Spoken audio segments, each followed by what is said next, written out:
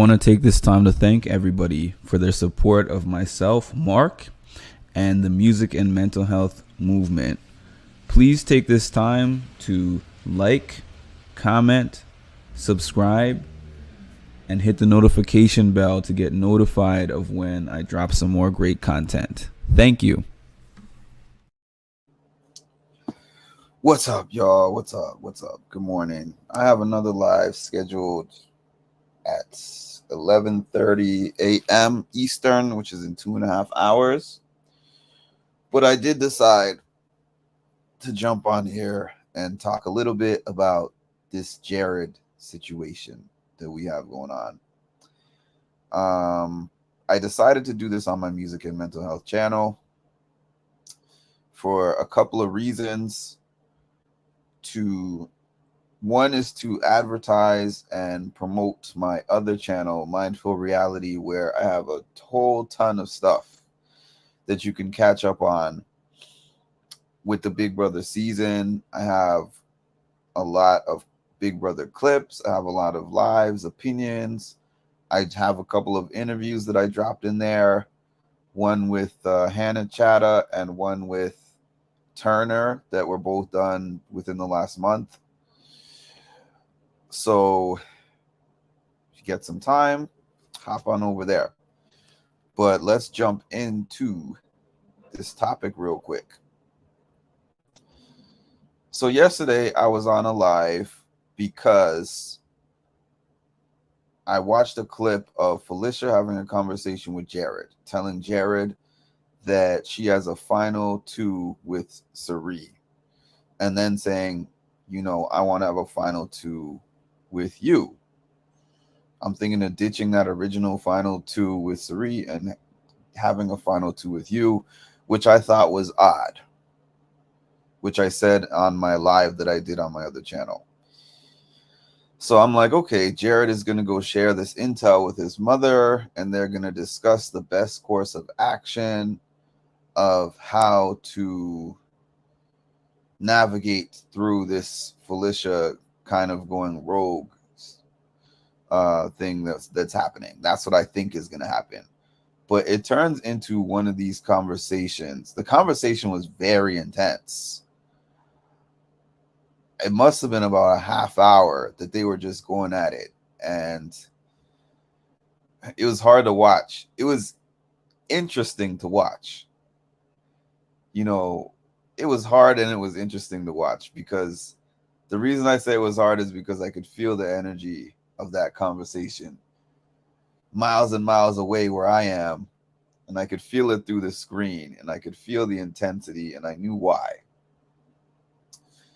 So he comes in and grabs her. They're having this conversation in the storage room, and he's like telling her, he said, okay, I just had a conversation with Mama Felicia.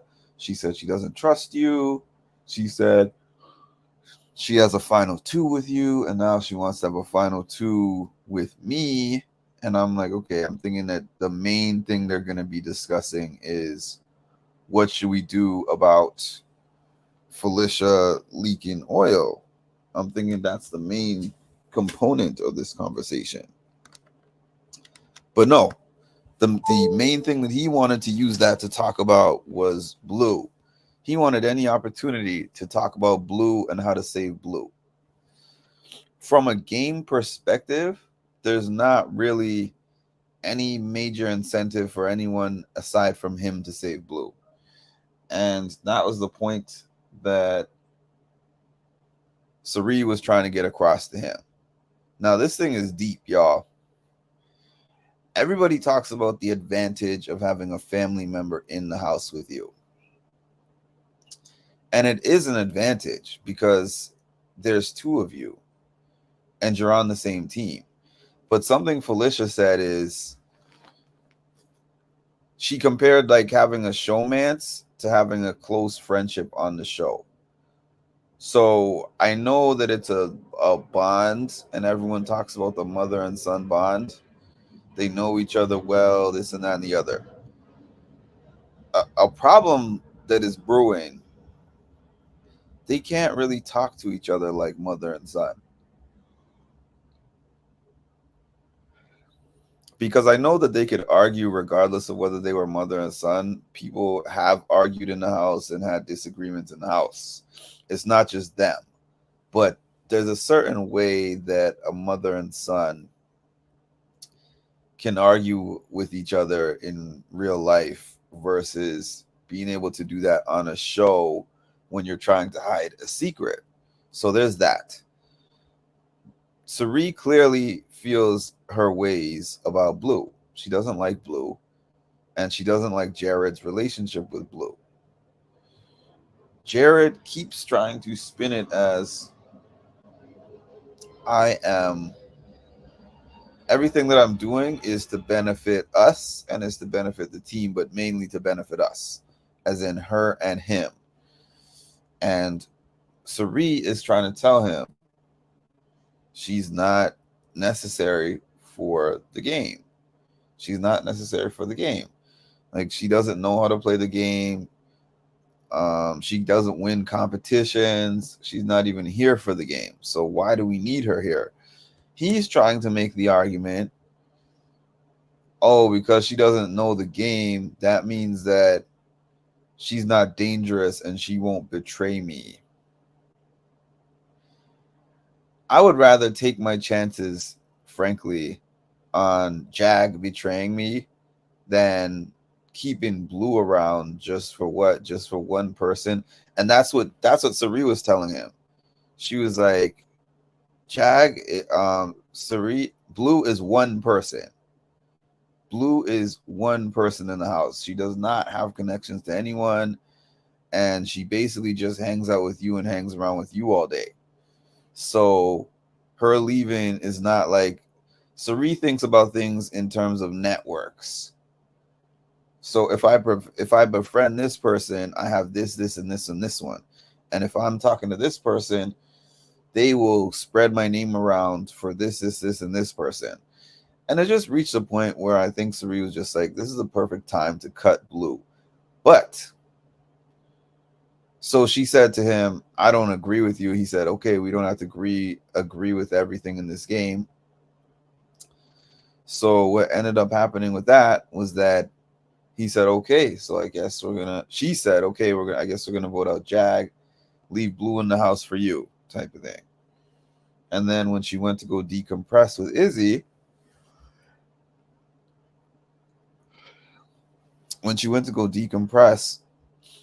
Izzy, they were talking about the potential to go behind his back and vote Blue out behind his back while telling him that they're going to vote out Jag and securing other numbers other than him, which I think is a terrible, terrible plan.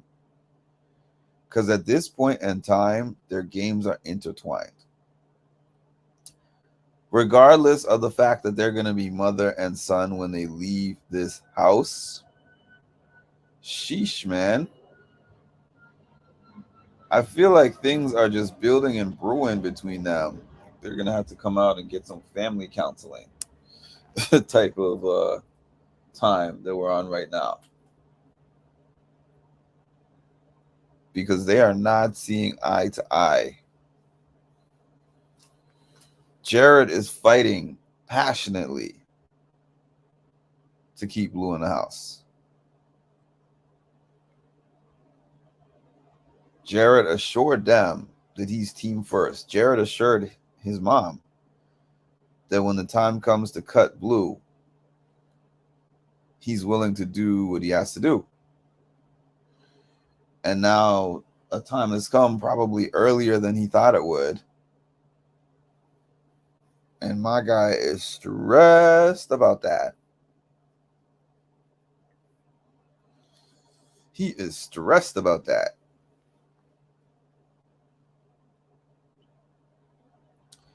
So we saw two bulls lock horns. And we will see what happens with this development.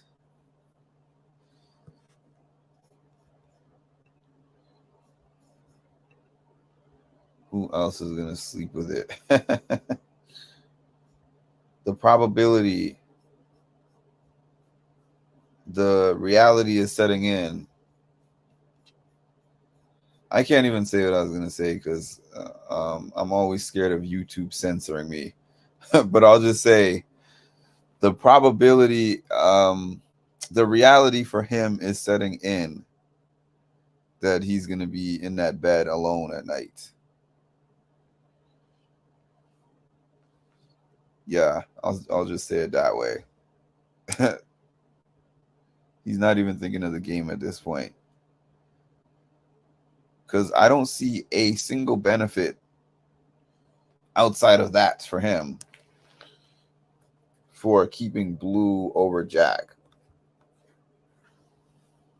Jag can win some comps for you. Jag has a better social standing in the game. Even though he says, oh, I don't want to look foolish if Jag flips on me. Who does Jag have to flip on him with? Because he was just put on the block by Cam and Red. He seems like he throws tantrums. Yeah. And doesn't he have a girlfriend on the outside running his social media? That's what they're saying. That is definitely what they're saying. And he definitely throws tantrums. And then when he doesn't get his way, he gets mad and he walks out of the room.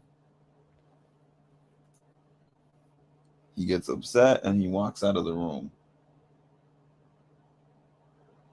So I was looking on Twitter last night and somebody said, I forgot how they said it. They said, I now believe something like, I now believe that Jared is adopted. So I believe that Jared is adopted and he's not really Cirie Field's son. Oh.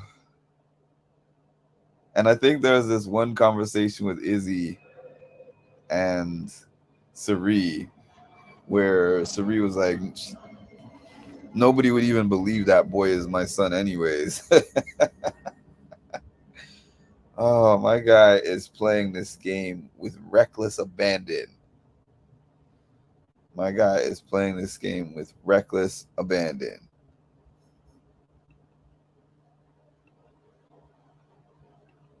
Twitter is definitely savage.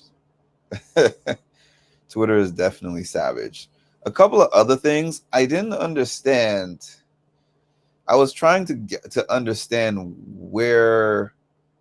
what this thing was going on between Bowie and between Izzy and between Red. Red and Izzy seem to be having beef, and also Izzy and Bowie seem to be having beef. So I think Red came to Cameron, and Red was telling Cameron that they know about the other side knows about our proposed alliance, and then they were thinking, who could have possibly leaked this information to Cirie? Now, I don't, and then they concluded that it was probably Corey. I don't know if Corey talked to them about that, but I do know that Matt did. I know that Matt talked to Cirie about it. So Cirie does a very good job of concealing her sources. Does a really good job of concealing her sources. She will put the information around, but she won't tell them where she got the information from.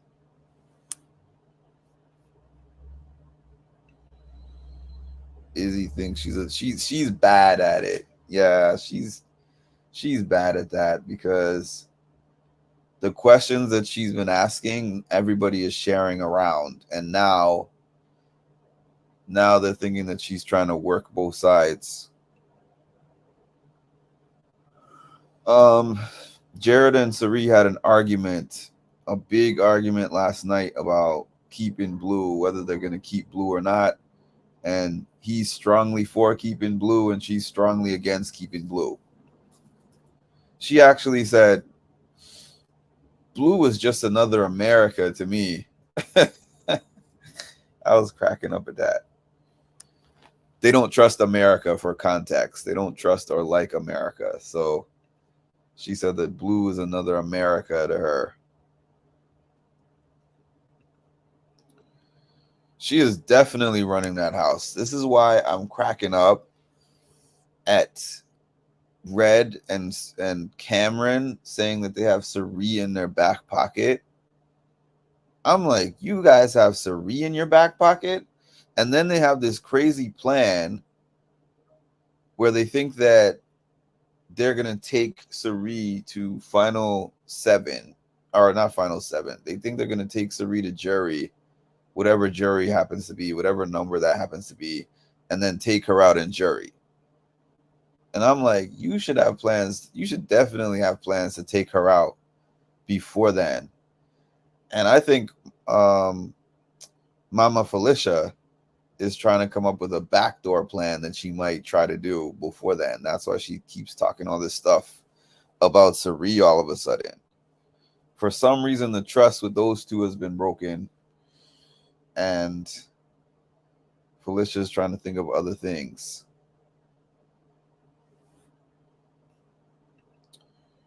Yeah, Jared is fighting hard.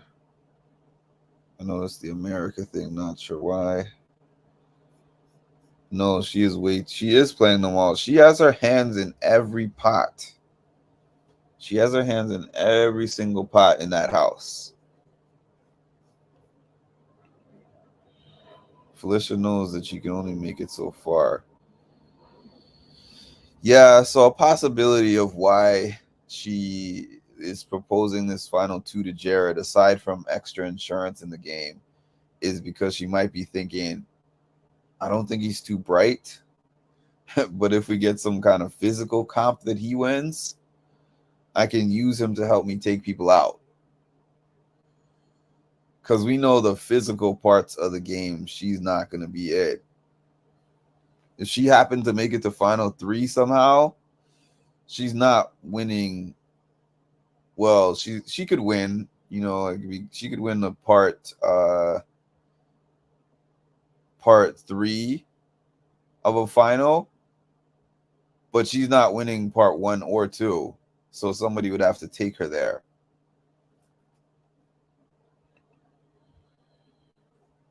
I can't even predict anything at all.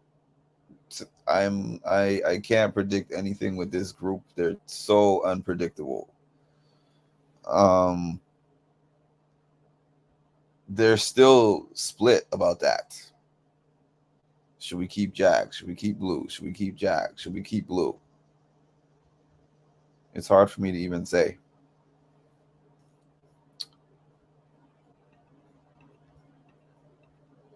If I could predict what this group was going to do and be correct, I would go hit some lotto numbers because they are very unpredictable. I'm sure there's going to be a lot of conversations today where we figure that out, where we figure out where their heads are at for now. But there's a lot of time between now and Thursday. I just want to see the meltdown. I know, right? But then I want to see the twist too, the invincibility twist. I want to know when we're going to find out who America voted for and when that tournament is going to happen.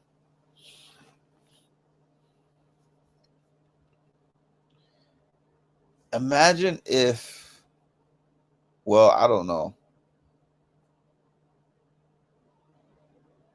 For the drama, I think it would be kind of interesting if Blue got it and Blue won it, and they voted out Blue, and Jared was part of the vote to get Blue out, and then Blue brought herself back into the house. That would be funny. My problem about that is that the Cirie side does not have a lot of athletic people that can win comps on her side. That's the problem. So getting rid of Hisam, they had Hisam on their side, and they decided we don't want to keep him anymore because he's too big of a threat. The problem is they don't really have too many comp people that can win comps on their side. So having him on their side, I think, would have been beneficial. I think Heisam would have been the more beneficial person than Jag, but because of the fact that they just decided to get Heisam out and play this scared Big Brother game instead of a strategic one, they should have always just had a backdoor plan for Heisam in the works. But I don't think that they should have done it so early. I think they should have kept him another 3-4 weeks and had him take their shots at Cam, at Red, at Bowie, at Corey, help take all those people out, and then be like, he's at the bottom of our alliance. So as soon as he doesn't win, we backdoor him. That's what they should have done. So can they trust Jag? Because that was what Cirie and Jared were arguing about yesterday. Jared was like, I can't trust Jag. And she was like, I trust Jag more than I trust Blue. You're the only one who can trust Blue. So do I trust Jag? Not necessarily, but Cirie was making a good point that sometimes alliances in the Big Brother house form out of necessity of both parties. So it's not like you're banking on, oh, I trust Jag and Jag trusts me. It's more like we both have mutual ops. We both have mutual enemies. So we will work together for a time because of the fact that we have mutual people that we both need to get out before we take shots at each other.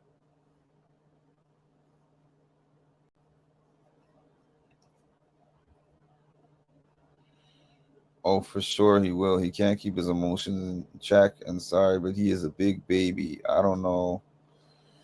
Not impressed by him. Unanimous. They are banking too much on Jared, and Jared is way too much of a loose cannon. They aren't. In fairness, he should go. If Jared was not Cirie's son, she would be like, I have to pack Jared up and get him on out of here. Heisam painted a target and could have absorbed a lot. Exactly, because they could have gotten rid of him at any point. I know they're like, oh, we have to worry about him winning. Look at Michael last year. Everybody said they have to worry about Michael winning comps. But the smart thing is that they're like, okay, Michael is in our alliance. Like Taylor was like, Michael's a part of my alliance. So I'm going to stand next to him while he eliminates the whole squad. I'm going to stand next to him while he eliminates everybody.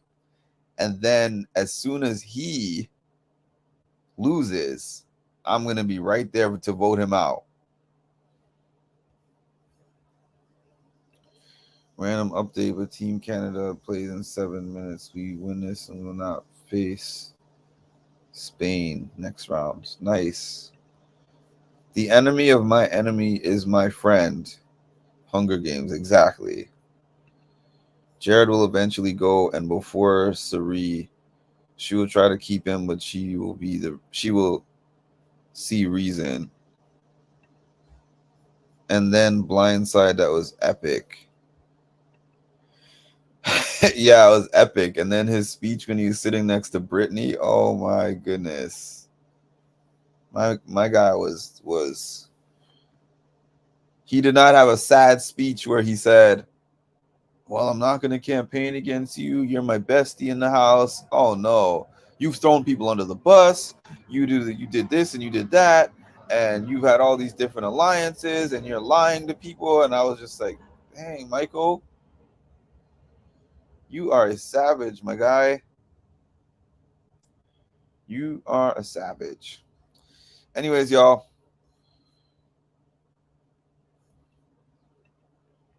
Threw her under the bus and drove back over her a few times. Yep, just to make sure. He drove over her, he hit reverse. He went back forward, reverse again, and then he stayed there in neutral. just to make sure there was nothing left. And that facial expression she had on while he was saying all that stuff, that was that was savage. Okay, so that's my update, and I will talk to y'all later. Reminder, my interview with Sam is airing at 12 noon today, and also my kind of introduction to that and / memorial thing for my dad will be half an hour before that at 11:30. So I'm going to hop off. I got some work to get done, and I'll see you soon. I slid in the DMs of Sam from the circle.